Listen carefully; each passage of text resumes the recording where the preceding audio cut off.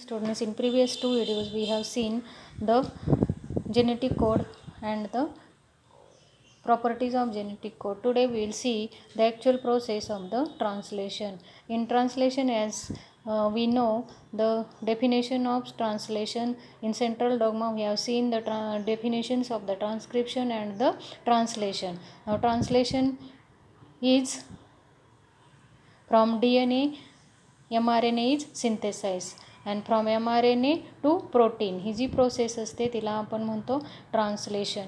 तर translation actual translation प्रोसेसमध्ये mRNA कडची जी जेनेटिक इन्फॉर्मेशन असते त्या जेनेटिक इन्फॉर्मेशनवरती प्रोटीन सिंथेसिससाठीचा जो सिक्वेन्स असतो हा सिक्वेन्स वापरून किंवा जी माहिती असते त्या माहितीच्या आधारे प्रोटीनचं सिंथेसिस केलं जातं. म्हणजे थोडक्यात mRNA पासून प्रोटीन सिंथेसिस केले जातात. ही जी प्रोसेस असते त्याला आपण ट्रान्सलेशन असं म्हणतो.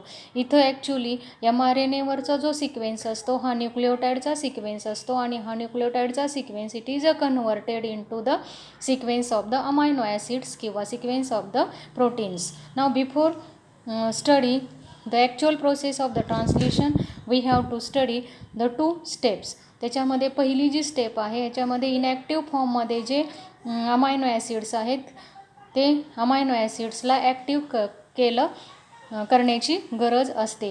तर ॲक्टिव्ह करण्यासाठी किंवा त्यांना ॲक्टिव्ह फॉर्ममध्ये आणण्यासाठी एनर्जी किंवा ऊर्जेची गरज असते. अमायनो ॲसिड जे असतात ते इनॅक्टिव्ह फॉर्ममध्ये आहेत त्यांना ॲक्टिवेट करण्यासाठी ATP वापरलं जातं किंवा एनर्जी वापरली जाते ॲडिनिन ट्रायफॉस्फेट. त्याच्यासाठीचं जे एन्झाईम असतं ते असतं अमायनो ॲसिड सिंथेटेज एन्झाईम. नाव हे अमायनो ॲसिड्स आहेत त्यांना ॲक्टिव्ह केलं जातं. त्याच्यासाठीचं जे enzyme amino acid synthetase enzyme amino acid enzyme complex इथं तयार होतो प्लस AMP. तर इथं ATP वापरले तिथं एक AMP आहे म्हणजे 2 फॉस्फेट्स जे आहेत ते बाहेर पडतात इथं. Now this inactive amino acids are now they are in active form. आता हे जे आहेत ते ॲक्टिव्ह फॉर्ममध्ये आहेत किंवा ॲक्टिवेटेड अमायनो ॲसिड्स आहेत. ॲक्टिवेटेड अमायनो ॲसिड्स आहेत.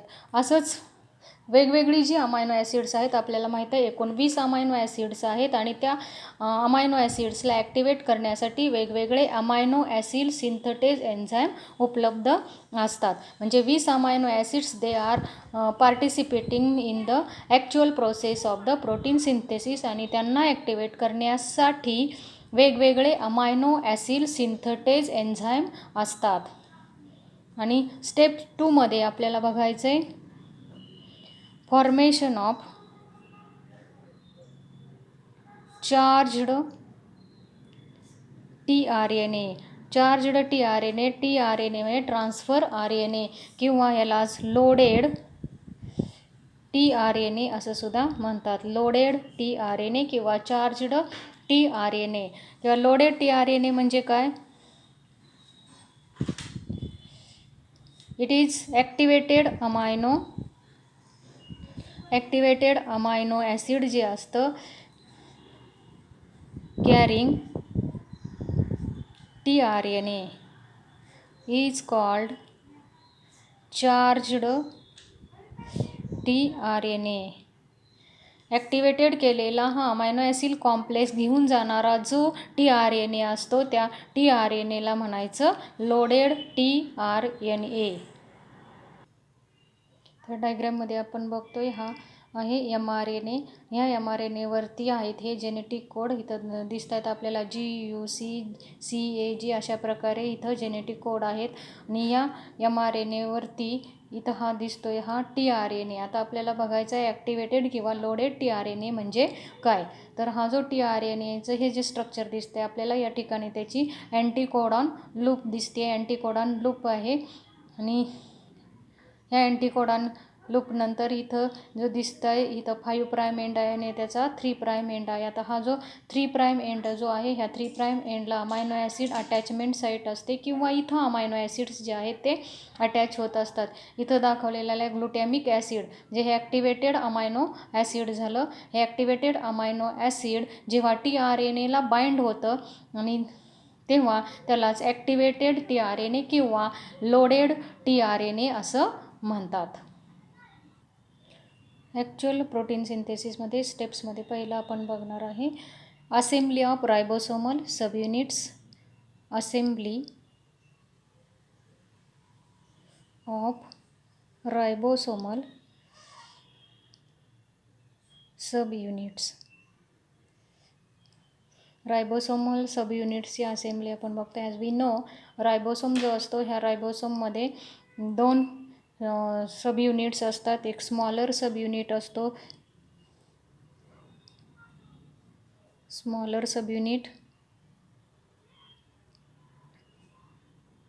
आणि दुसरा जो असतो हा लार्जर सबयुनिट. हा आहे तो लार्जर सबयुनिट. आणि ह्या लार्जर सबयुनिट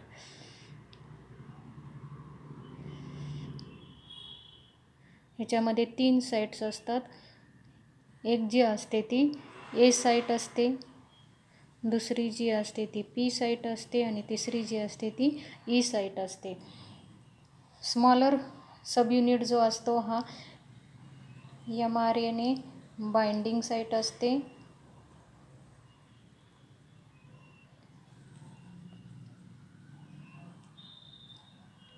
ह्याला 3 साईट्स असतात. त्याच्यापैकी ए साईट जी असते ए साईटला आपण म्हणतो amino acid site. Amino acid site. P site जी असते या पी साईटला पेप्टिडिल साईट, पेप्टिडिल साईट म्हणतात. आणि तिसरी जी साईट असते ई साईट तिला एक्झिट साईट म्हणतात. तर हे ज्या 2 साईट्स आहेत स्मॉलर सबयुनिट आणि लार्जर सबयुनिट जे आहे यांची असेंब्ली तयार होते. म्हणजे हे स्मॉलर सबयुनिट हा जो आहे हा स्मॉलर सबयुनिट आणि हा जो असतो तो हा लार्जर सबयुनिट. याच्यावरती स्मॉलर सबयुनिटला बाइंड झालेला असतो हा mRNA असतो. ह्या दोघांची असेंब्ली तयार होते. हे दोघं एकत्र बाइंड होतात. इथं ह्यालाच आपण म्हणतो असेंब्ली ऑफ रायबोसोम. त्याच्यासाठी Mg++ जे आयन्स आहेत त्यांची गरज असते यांना बाइंड करण्यासाठी.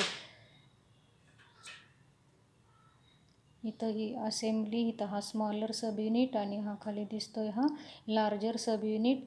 आणि इथं स्मॉलर युनिटला हा दिसतोय तो mRNA. ह्याच्यावरती 3 साईट्स असतात. ए साईट, दुसरी जी असते पी साईट आणि ती असते ई साईट. म्हणजे अशा प्रकारे ही असेंब्ली तयार होते. Second step attachment of the mRNA smaller subunit. This is smaller subunit. Assembly तयार झाल्यानंतर हे लार्जर सबयुनिट त्याच्यावरच्या ह्या 3 साईट ए साईट, इथं असते ती पी साईट आणि ही आहे ती ई साईट. आणि स्मॉलर साईज जी असते किंवा स्मॉलर सबयुनिट असतो त्याला अटॅच झालेला हा mRNA.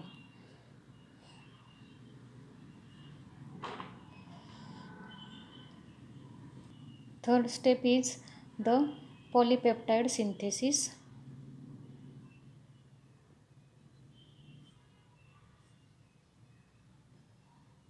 Polypeptide synthesis. Polypeptide synthesis त्या डायग्राममध्ये आपण पाहू शकतो की हा जो आहे हा रायबोसोम आहे. रायबोसोमला बाइंड झालेला हा mRNA आहे. हा mRNAचा 5 प्राईम एंड हा 3 प्राईम एंड आहे. इथं 30S आणि 70S असे 2 सबयुनिट आहेत, स्मॉलर आणि लार्जर सबयुनिट. इथं लोडेड tRNA जो आहे हा लोडेड tRNA इथं इनिशिएशन च्या जी स्टेप असते त्या इनिशिएशन स्टेपमध्ये लोडेड RNA जो असतो हा लोडेड RNA म्हणजेच ॲक्टिवेटेड अमायनो ॲसिड घेऊन येणारा जो RNA असतो हा RNA याच्यावर मध्ये ज्या साईट्स असतात ए साईट, पी साईट आणि ई साईट, तर इथं आपण बघणार आहे पॉलिपेप्टाईड सिंथेसिस. इथं mRNA दिसतं. mRNAवरती हा AUG जो आहे हा स्टार्ट कोडॉन आहे. हा mRNAवरचा स्टार्ट कोडॉन आहे. mRNAवरच्या इथं हा लोडेड tRNA जो आहे हा लोडेड tRNA एफमेट इनिशिएशनचे फॅक्टर्स आहेत. हा इनिशिएशन फॅक्टर याला अटॅच होतो अमायनो ॲसिड कॉम्प्लेक्स आणि initiation factor amino acid complex तयार होतात. इनिशिएशन फॅक्टर जे असतात हे प्रोकॅरियोट्समध्ये IF1, IF2 आणि IF3 असे 3 इनिशिएशन फॅक्टर आहेत. IF1, IF2 आणि IF3. आणि यूकॅरियोट्स जे आहे यूकॅरियोट्समध्ये एकूण 10 इनिशिएशन फॅक्टर्स असतात. EIF1, EIF2, EIF3, EIF4A, EIF4B, C, D, E आणि EIF5 आणि 6 असे एकूण 10 फॅक्टर आहेत.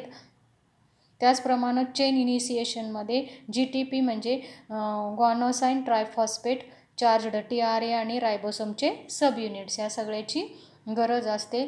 त्याचप्रमाणे Mg++ मागं आपण बघितलं रायबोसोमचे 2 युनिट्स जे आहेत ते एकमेकांना जोडण्यासाठी मॅग्नेशियम Mg++ लागतं. त्याचप्रमाणे mRNA जो आहे हा टेम्पलेट म्हणून काम करतो.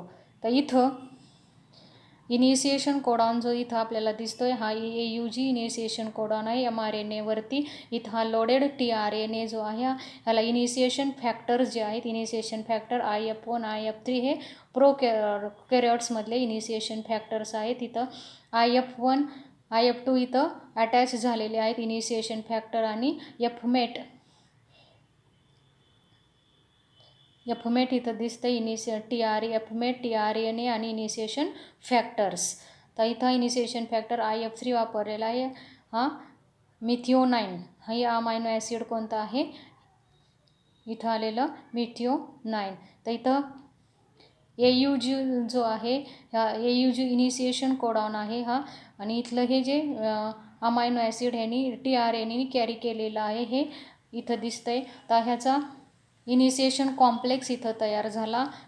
इथं इनिशिएशन कॉम्प्लेक्स म्हणजे हे अँटीकोडॉन आणि हा जो आहे हे कोडॉन्स अँटीकोडॉन कोडॉन इथं इनिशिएशन कॉम्प्लेक्स इथं आपल्याला तयार झालेला दिसतोय. पॉलिपेप्टाईड सिंथेसिस आपण बघतो. या पॉलिपेप्टाईड सिंथेसिसमध्ये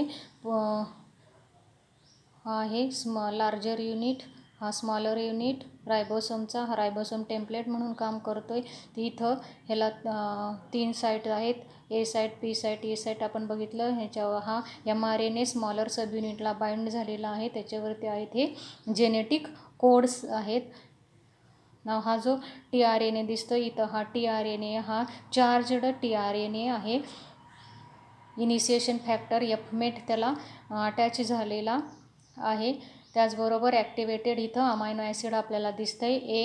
पहिला आपण अमायनो ॲसिड घेतलं आहे आपण त्याला नाव देऊयात अमायनो ॲसिड 1 अमायनो ॲसिड 1. तर एफमेट फॅक्टर आणि हे चार्जड अमायनो ॲसिड घेऊन हा जो tRNA आहे हा tRNA येऊन इथं इनिशिएशन कोडॉन जे आहे. आता इथे एक लक्षात ठेवायचं इनिशिएशन कोडॉन AUG जो आहे हा AUG पी साईड जी असते ह्या पी साईटला इथं अँटीकोडॉन जो असतो हा पी साईटपासून सुरुवात होते इनिशिएशनची. पी साईटपासून बाकीचे जे सगळे अमायनो ॲसिड्स जे आहेत हे सगळे अमायनो ॲसिड ए साईटला येऊन बाइंड होतात. पण एफमेट जे असतं ते फक्त AUGला येऊन बाइंड होतं. AUG म्हणजे पी साईट जी आहे ह्या पी साईटला येऊन बाइंड होतं. हा एफमेट प्लस ॲक्टिवेटेड अमायनो ॲसिड घेऊन आलेला जो tRNA हा AUG इथं कोडॉन दिसतं इथं येऊन बाइंड होतं. आता ह्याच्यावरचे जे कोडॉन्स आणि tRNAवरची ही जी दिसते बाजू त्याला तिथं असतात ते अँटीकोडॉन. कोडॉन आणि अँटीकोडॉन हे रीड होतात आणि हा पी साईट जी असते ह्याचं पी साईटवरनं आता ह्याचं ट्रान्सलोकेशन होतं म्हणजे इथं हा पी साईटला अटॅच झालेला आहे. पी साईट वरून हा इथं ए साईटला आहे. हा दुसरा अमायनो ॲसिड आता इथं येतं आहे. इथं दुसरा अमायनो ॲसिड आल्यानंतर पी साईटचा जे आहे हे एफमेट AA1 जो असतो हा इथं शिफ्ट होतो. कुठं ई साईटला शिफ्ट होतो. म्हणजे एफमेट A1 पहिला अमायनो ॲसिड एफमेट आणि हे यांच्यामध्ये एक बॉन्डिंग तयार होतं. त्याला इथं पॉलीपेप्टाईड सिंथेसिस असं म्हणतात. तर इथं हा पी साईटवरचा इथं काय झाला, हे ई साईटला शिफ्ट झाला. म्हणजे अमायनो ॲसिड AA1 जे असतं हे कुठं आलं, ई साईटला शिफ्ट झालं. आता ह्याची पी साईट जी आहे ही रिकामी किंवा एम्प्टी पी साईट आहे. ह्या एम्प्टी पी साईटला दुसरं जे अमायनो ॲसिड जे आहे ॲक्टिवेटेड किंवा लोडेड tRNA जो असतो हा लोडेड tRNA घेऊन येतो. तो असतो ए साईटला. तर त्या ए साईटकडचं इथं शिफ्ट होतं. तर हे साईटमध्ये शिफ्ट झाल्यानंतर इथं ह्या दोघांमध्ये बॉन्ड तयार होतो आणि त्या बॉन्डला म्हणायचं पेप्टेडिल बॉन्ड. पुन्हा हा इथला जो आहे हा इकडं शिफ्ट होणार. पुन्हा नवीन tRNA इथं येणार. अशा प्रकारे पॉलीपेप्टाईड चेन सिंथेसिस होते. तर डायग्रॅममध्ये पण आपण बघू शकतो. पुन्हा एकदा बघा, हा स्मॉलर सब युनिट आहे, हा लार्जर सब युनिट आहे. इनिशिएटर tRNA आहे. इथं आहे ते mRNA, त्याच्यावरती आहे ते जेनेटिक कोड. हा रायबोसोम जो आहे ह्याचा स्मॉलर युनिट, हा larger unit, smaller unit, larger unit. तर इथं त्या 3 साईट दिसतात, ए साईट, पी साईट आणि ई साईट. लोडेड tRNA जो असतो हा लोडेड tRNA इथं आपल्याला दिसतंय. लोडेड tRNA जो आहे हा लोडेड tRNA इथं येऊन पी साईटला येऊन बाइंड होतो. लोडेड tRNA बाइंड झाल्यानंतर इथं आपण बघू शकतोय ही ए साईट जी आहे. आता ही ए साईट जी आहे ही एम्प्टी ए साईट आपल्याला दिसते. ह्या ए साईटमध्ये दुसरा आणखी लोडेड tRNA जो असतो हा इथं रेडी असतो. तर इथला जो tRNA आहे आणि हा एफमेट अमायनो ॲसिड जे आहे ह्याच्यामध्ये पेप्टेडिल लिंकेज होतं. हा ए साईट आणि ही ई साईट, हा ए साईटचा पी साईटचा जो आहे हा आता ई साईटला शिफ्ट होतो. या दोघांमध्ये बॉन्डिंग तयार होतं किंवा लिंकेज तयार होतं. त्याला म्हणायचं पेप्टेडिल लिंकेज. पुन्हा ही ए साईट जी आहे ए साईट एम्प्टी दिसते आपल्याला. ह्या ए साईटला नवीन tRNA येतो. अशा प्रकारे हा जसजसा पुढं सरकत जाईल, रायबोसोम जसजसा ह्याच्यावरून पुढं सरकत जाईल तसतसा हा जेनेटिक कोड जे आहे तिथले रीड करत जाईल. इथं आपल्याला दिसतंय हा पुढं सरकत जाईल तसतसे अमायनो ॲसिड्स जे आहेत तिथं अटॅच होत जातील. इथं नवीन अमायनो ॲसिड येईल. पुन्हा तो पी साईटला शिफ्ट होईल. पी साईटकडनं तो ई साईटला शिफ्ट होईल आणि ईवरनं तो एक्झिट किंवा बाहेर पडेल. इथं पी साईटला इथं आपल्याला पॉलीपेप्टाईड चेन तयार झालेली दिसते. आणि जसजसा तो पुढं जाईल, रायबोसोम जसजसा पुढं सरकत जाईल तसतसा पॉलीपेप्टाईड जे आहेत किंवा अमायनो ॲसिड जे आहेत हे असे इथं तयार होत गेलेले आपल्याला दिसत आहेत. उदाहरणार्थ समजा हा रायबोसोम आहे, हा रायबोसोम आहे आणि ह्या रायबोसोमवरती उदाहरणार्थ हा जो आहे हा दिसतोय आपल्याला mRNA आहे आणि हा mRNA रायबोसोमच्या लार्जर स्मॉलर सब युनिटला बाइंड झालेला आहे. तर हा त्याच्यावरून गेलेला जो आहे हा आहे हा mRNA जसजसा पुढं जाईल, रायबोसोम जसं स्मॉलर युनिट पुढं जातील, हे जसं पुढं होत जाईल तसे हे mRNA जे आहेत हे पुढं होत जातील. तसं एक अशी स्टेज येईल की ह्याच्यावर जे आहेत हे कोडॉन्स आहेत आणि ह्याच्यावरती जे आहेत हा अँटीकोडॉन्स आहेत ह्याच्यावरती. आणि हा जसा पुढं जाईल तसं पॉलीपेप्टाईड चेन आपल्याला सिंथेसिस झालेली दिसेल. आणि एक अशी स्टेप येईल म्हणजे हा काय होतोय, हा रोल होतोय पुढं हा सरकत जातोय. हा पुढं सरकत जाणार. इथं पण डायग्रॅममध्ये आपल्याला दिसतंय हे असं पुढं सरकत जातोय. मग एक अशी स्टेज येते की इथं त्याला टर्मिनेशन कोडॉन्स लागतात. टर्मिनेशन कोडॉन आपल्याला माहीत आहे 3 टर्मिनेशन कोडॉन्स आहेत. 3 टर्मिनेशन कोडॉन जे आहे ते त्यापैकी कोणताही एक जरी इथं टर्मिनेशन कोडॉन तिथं आला, टर्मिनेशन कोडॉन आहेत UAA, UAG, UGA, याच्यापैकी कोणताही एक जरी टर्मिनेशन कोडॉन इथं आला तर ही जी सगळी प्रोसेस जी असते ही टर्मिनेट होते किंवा तिथं स्टॉप होते. टर्मिनेशन कोडॉन जेव्हा लागेल तेव्हा याच्याकडची कोडॉन TRNAकडचे अँटीकोडॉन आणि याच्याकडचे कोडॉन हा रीड करू शकणार नाही. ही सगळी जी प्रोसेस आहे इथं स्टॉप होईल. म्हणजे ही जी असेंब्ली असते सगळी काय काय सेपरेट होईल, रायबोसोमचे युनिट सेपरेट होतील, देन mRNA जो असतो हा mRNA रिलीज होईल आणि जी सिंथेसिस झालेली पॉलिपेप्टाइड चेन जी असते ही पॉलिपेप्टाइड चेन जी आहे ही सायटोप्लाझममध्ये जाईल. अशा प्रकारे ट्रान्सलेशन जी प्रोसेस आहे ह्या ट्रान्सलेशन प्रोसेसमध्ये आपण बघितलं इनिशिएशन, देन इलॉंगेशनमध्ये इथं पॉलिपेप्टाइड जी चेन आहे ह्या पॉलिपेप्टाइड चेनचं इलॉंगेट होते किंवा वाढत जाते आणि शेवटी असते ते टर्मिनेशनमध्ये असेंब्ली जी आहे स्टॉप कोडॉन आल्यानंतर UAA, UAG, UGA याच्यापैकी एक कोडॉन आला, ही सगळी जी असेंब्ली असते ती स्टॉप होते.